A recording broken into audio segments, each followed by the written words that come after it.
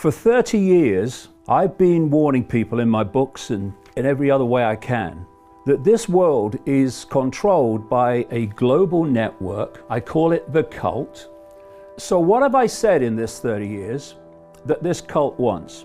The goal of this manipulation, and has been for a very long time, is to get the world population to see as a good idea, or the only option in given circumstances that are manipulated into place, the creation of a one world government, a world central bank which would administer all financial transactions on the planet, a world currency which wouldn't be coins and notes, it would be merely electronic, cashless society for which there are fundamental implications for freedom. Something else I've been saying for decades is the blueprint for the global Orwellian fascist society, the technocracy, is China.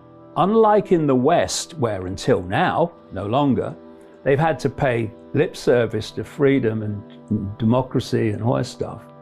In China, what we want, we're bloody doing.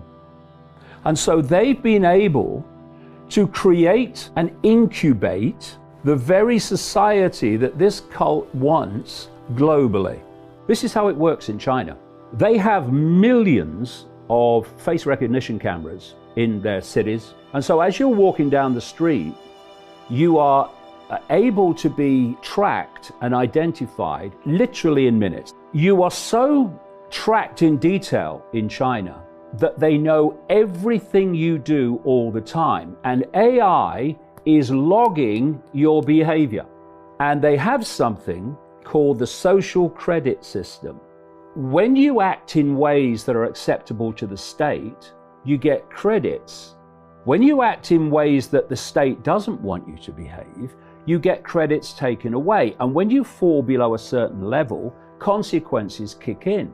There are millions and millions of people in China who, through not behaving as the government wants, are now banned from flying or banned from even going on a train. And this is what is planned. It's total and utter control.